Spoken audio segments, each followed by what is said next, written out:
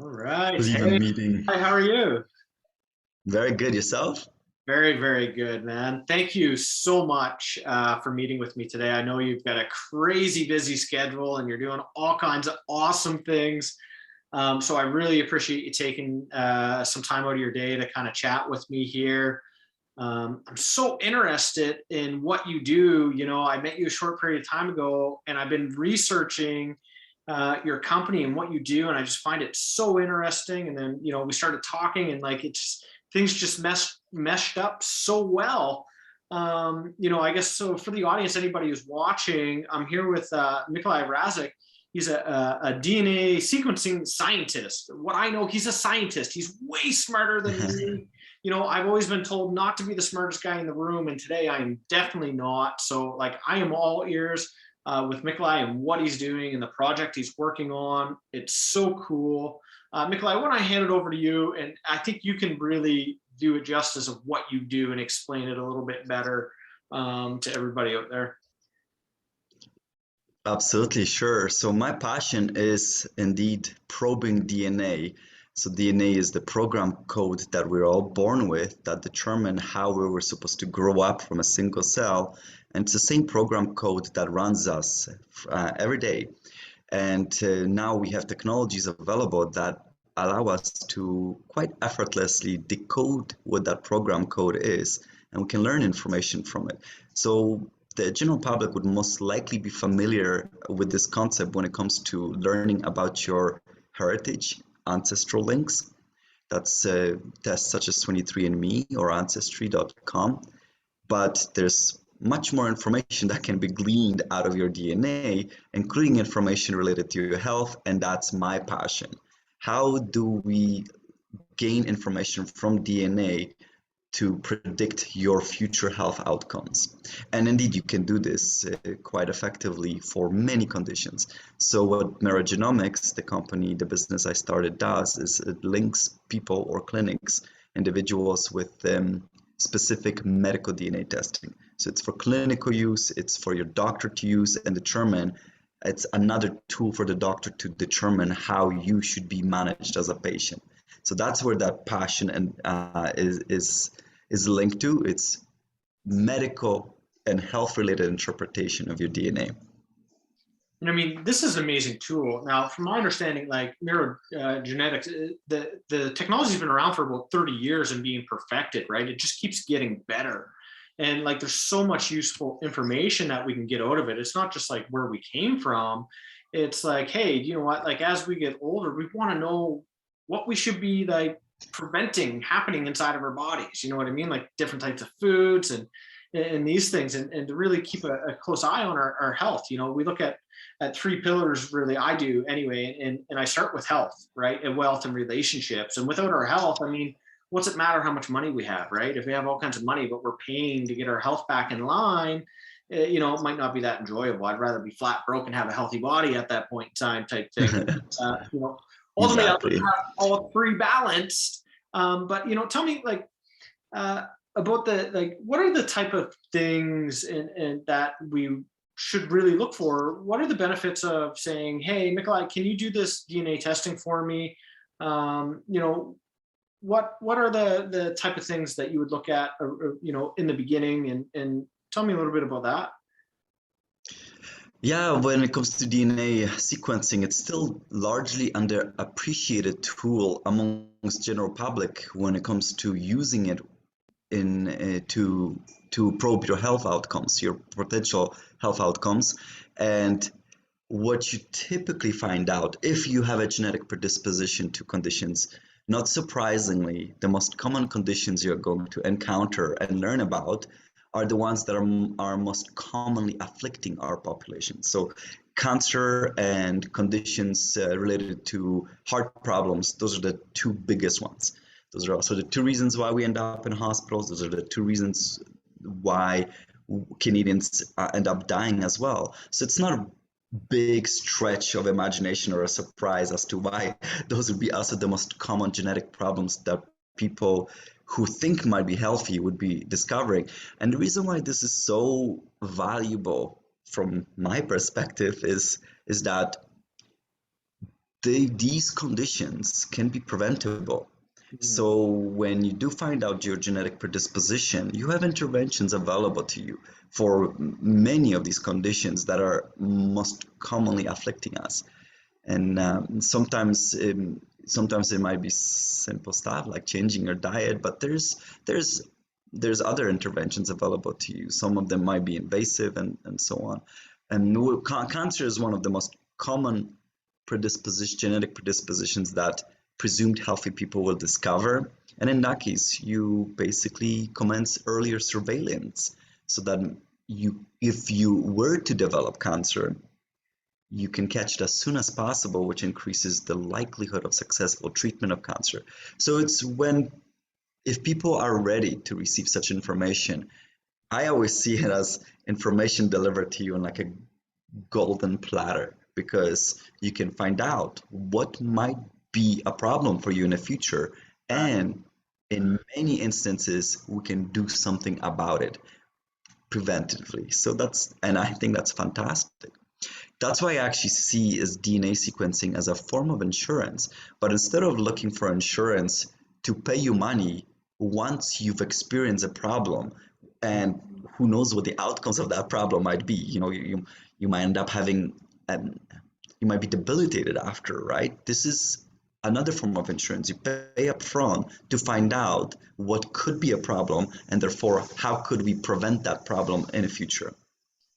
Yeah, I like the sounds of preventative maintenance much better than, fixing the problem after you break down, right? It's interesting because like I think if we knew like, hey, if I keep doing this to my body, I'm more likely to develop this, we would be a little bit smarter about it, right? We would change our habits. But what we see a lot is people necessarily don't change habits until something like life altering happens, right? And it's like, and Yeah, true. when we do that, we change this paradigm of habits that led us, to these choices that led us to whatever this issue may be in our health. Um, you know, we get there and the thing happens, and then we change our habits. And the unfortunate part about that is we're not in control, right? We change our habits because we have to, right? We want to be healthy, but we change the habits because we're going to die, right? Like, and that's a pretty serious repercussion of not making the change. Whereas with upfront, I guess, DNA testing to really see what's out there, you can really take control of your life in the way that you want to live it by preventing these things ahead of time and being in control of the habits and the choices that you make to maintain a long, healthy life, right? Because I think that's really what we all want, is we want to live longer and be healthy, right? Exactly. You summarized it very well. That's exactly the whole point. And believe it or not, there is quite a bit of evidence showing that when people discover genetic predisposition to a certain negative outcome, they're actually more likely to do those life-changing habits, to adopt those habits, as if getting information that there's genetic influence driving this suddenly makes it more real. And it's interesting because in a way, all of us already know exercise, eat well, don't smoke, Right. get a good sleep, and you're going to take care of a lot of problems. Yet we all struggle with that discipline. And then when people do find out, oh, there's a genetic component, that just gives them that extra boost in order to drive that discipline, in order to adopt these positive lifestyle changes. That's usually would be exactly like diet changes, exercise, just monitoring yourself to ensure you can do better. And it also clearly shows whether you're born with good genetics versus bad genetics. Your lifestyle has positive lifestyle has such powerful influence that you do improve your outcomes irrespective of whether you had bad genes or good genes. So therefore, if you do have bad genes, because it's all random, we don't know, right, until we screen ourselves. It's all random what we're given genetically from our parents. And you can still improve their outcomes. So lifestyle change, positive lifestyle change that is healthy is really, really good always. And we all kind of know that by now. But genetic information seems to be that extra boost driving people to adopt those positive lifestyle changes. And I think what I found so really intriguing about this, and correct me if I'm wrong, because I'm not the scientist by any means, is this test you only have to do once in a lifetime. Like your DNA doesn't change, right? So you get a good, clear picture and understand of all these things. You only have to do it one time, right? Because that DNA test is good. Correct. Yeah. Correct. So, just for clarification, so you're born with a specific type of DNA, and that DNA is supposed to be copied to all of your cells subsequently. There will be mistakes when you copy DNA from one cell to another. There will be some mistakes that will sneak in, and you will create mutations along the way. Or you can also have environmental factors that break DNA. UV light is a very good example, and this is why we get skin blemishes. This is why skin cancer is going to be the most common type of cancer and that people have, and because of, imagine how much exposure we have, right? It's usually non-malignant, but that's what happens. So that DNA can mutate moving forward the moment you're born in different compartments of your body, if you will. But overall, that genetics ideally is supposed to be identical in all of your cells. And indeed, when you then isolate your cells to decode the DNA, you're going to get that DNA that's static, that you were born with. And that's the advantages, because it's not something that changes because you change your lifestyle or because you move to a new geographical location. That DNA you were born with, it's called germline DNA, that's the same. So you can probe it just once. If you do it on a scale where you decode entire genome, meaning all of your DNA, it's literally just one test in a lifetime, one genetic test in a lifetime if you decode all of your DNA. Subsequently, you can analyze your DNA information afterwards, because medical interpretation of your genetics is constantly improving and driving forward. But it's one decoding your DNA in a lifetime if you decode all of your genome. Yes, that's true. So Which is great. And it's so cool how this all works. I mean, I never even thought of any of this stuff until I met you, and I just see so much value in having. It's almost like having a blueprint to your biological body and understanding on how to operate it to get optimum performance, right? Exactly. I like your words. That's exactly how uh, I should be describing it. Exactly. And not only is it good for you, it's also because you pass on your genetics. 50% of all of your genetic code is passed on to your offspring, to your children, and they will pass on 50% of that, and so on. Once you decode your DNA, it's good for multiple generations for subsequent investigation. So if something happens to your great grandkid, we can link their genetics to your genetics to be able to understand easier as to which genetic contribution might be driving that specific disease they might be afflicted with in the future, if there is a genetic predisposition involved. And genetic predisposition is involved in literally thousands of diseases.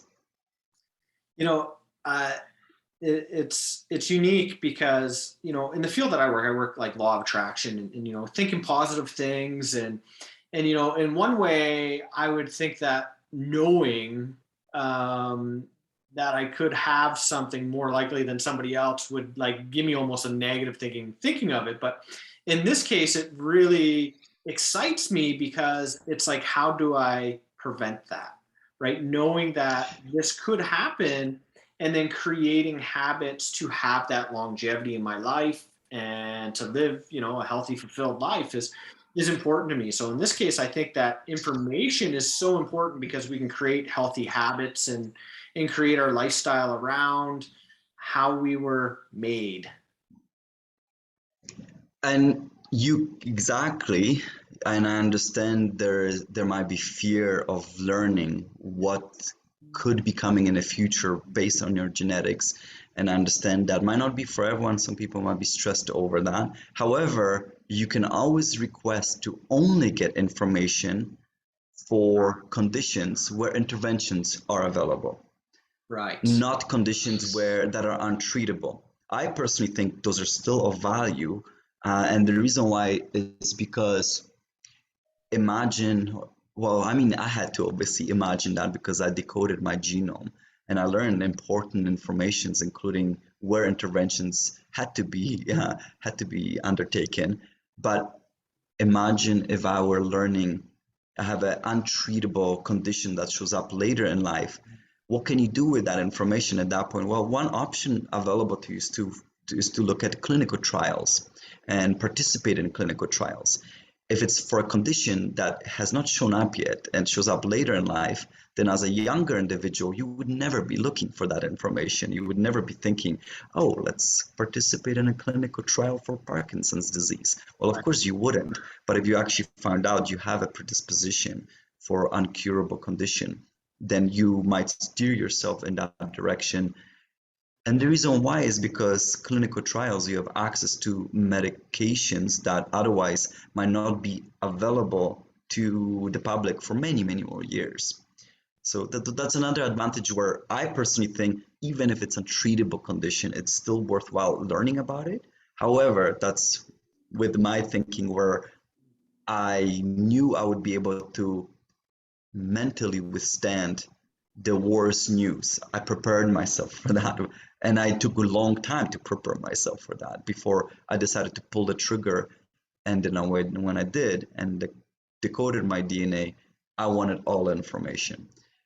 But as I mentioned, you do have an option to just simply look for information related to conditions where medically we can actually do something about it for you right here, right now. And there's many of those.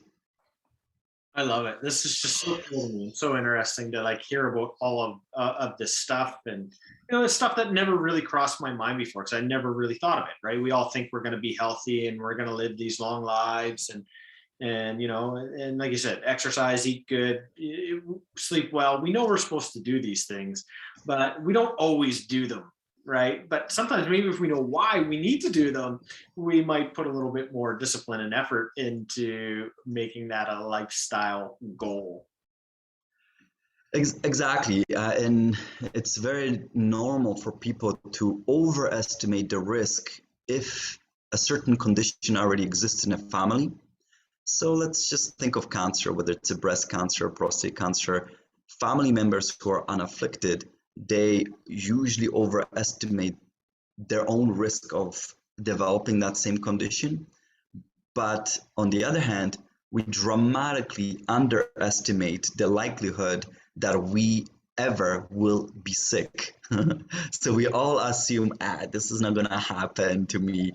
Whereas the statistics clearly show that the likelihood of any one of us developing cancer in the future or having issues with our heart, high cholesterol problems, and so on, those are really common and high.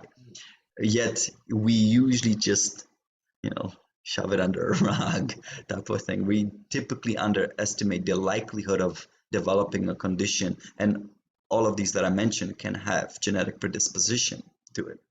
So that's the unusual disconnect. We worry when we worry, we worry too much, and we do not take seriously enough the likelihood of having future health problems, which are preventable if you look at them, if you find out about it early enough. And there's very few tools available for you in order to look into a crystal ball like that. And DNA sequencing is just simply one of those tools. Very, very powerful. And that's why I find it so fascinating. That's one way to use it, of course. That's if someone like you and I decode our genomes when we are presumed healthy right now, right? Of course, there's also other methods of using it, and that's when people are unhealthy and they're trying to find out, well, why am I unhealthy? Because sometimes medical establishment cannot pinpoint that. And it's actually more common than people realize because sometimes it might be too difficult to know what to test for because the symptoms are too generic. Right. So that's another utility of of this procedure, but most people obviously they walk around healthy and they go for the regular checkups, everything is good, and then one day suddenly something shows up. That's one way to see could it show up. Hmm. Yeah, I'd rather have that blueprint and know, right? Like Same. information, it's really king, and that's real information. That's your information. It's your fingerprint. It's your DNA, right? It's Yeah. unique. And if anything, I find it interesting to learn about me, right? To learn about me and what's going on inside of me. I think that's so cool. It's fascinating to really think that with a simple test. It sounds simple, but there's a lot of science that goes in behind it, that we can really have a good snapshot of the things that we need to watch for, the foods that we should be eating, and the things that we should be doing to maintain a good, healthy lifestyle. Exactly. Exactly.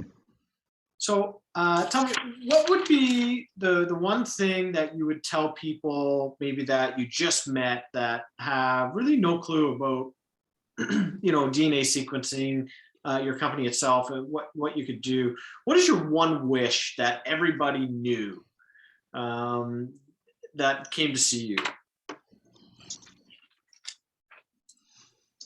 Ooh,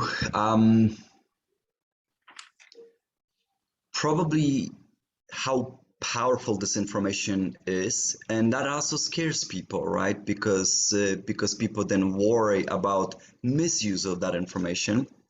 So how powerful this information can be, but the vast majority of Canadians are still unaware that we have a really good, fantastic law protecting your genetic information, so that no one is currently allowed to not offer you a service or goods on account of your genetics. And that includes, for example, insurance. So you still hear quite often in Canada where people worry about the future impact on their insurance if they were to decode their DNA or look at their genetics.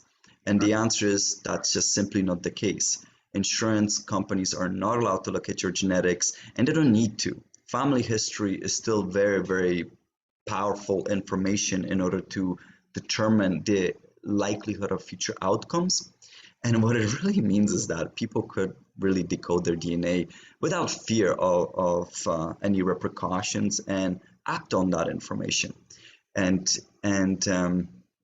no one is supposed to be using that information against you. The only way would be if police finds your DNA at a crime scene, right? And that's different, obviously, right? But at the moment, no one is allowed to be scrutinizing your genetics and determining whether you're eligible for any service.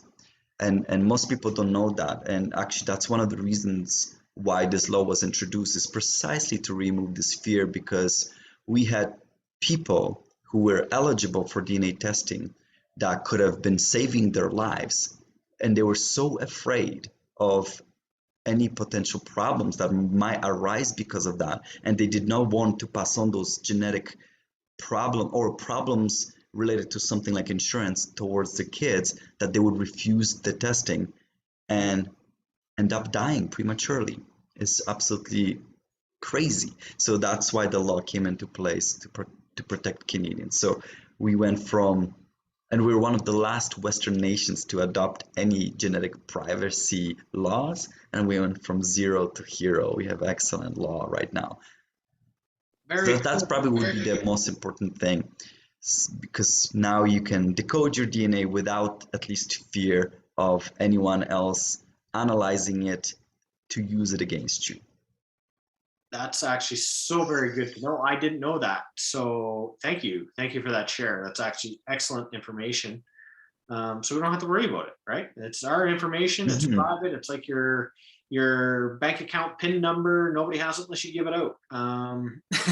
And I tell all my clients, if you decode your genome, all the clients who have decoded their genome, I always tell them, download the sequence, get it on an encrypted drive, put that drive in a safety deposit in a bank. It's now belongs to your family, and then put it in a will.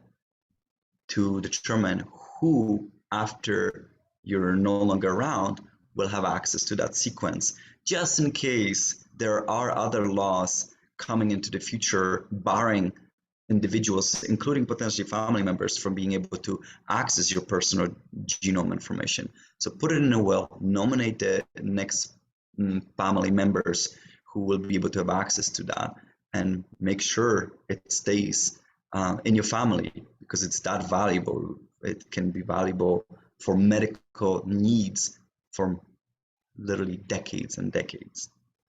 Yeah, this information is irreplaceable. I'm so glad we talked today. Before we go, Mikolaj, I want to talk to you, like, we're going to be doing this again. We're going to be talking about this again November 30th. Good.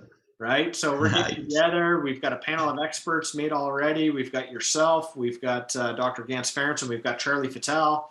We're coming together November 30th for an event to really discuss all this stuff and how you can use it in your own life. And it's so simple, right? And, you know, it sounds crazy because we're talking about scientists and DNA and all this information and sequencing and all these things that, you know, a normal guy like me has no clue. But we're going to break it down in a real easy format, in a way that anybody can access this information or be able to take their own DNA sequence. And so I am so super excited to be on that event with you November 30th. And again, thank you so much for taking the time. I mean, you're a super busy guy. You're doing stuff. You know, I'm sure you had other things to do today. I really appreciate you taking the time. No problem. It was a pleasure, and yeah, totally looking forward to the event, because I had events done with both of these individuals, and it's just it was an amazing experience in each instance. So we're bringing up an amazing speakers powerhouse together at that event. I'm so looking forward to. Both Gans and Charlie are amazing presenters, and they have a wealth of knowledge in their own right. And yeah, it's going to be a treat for sure. I love it. Okay, perfect. Mikolaj, thank you so much. Thank Appreciate you. the time, and we'll talk soon. Excellent. Bye for now.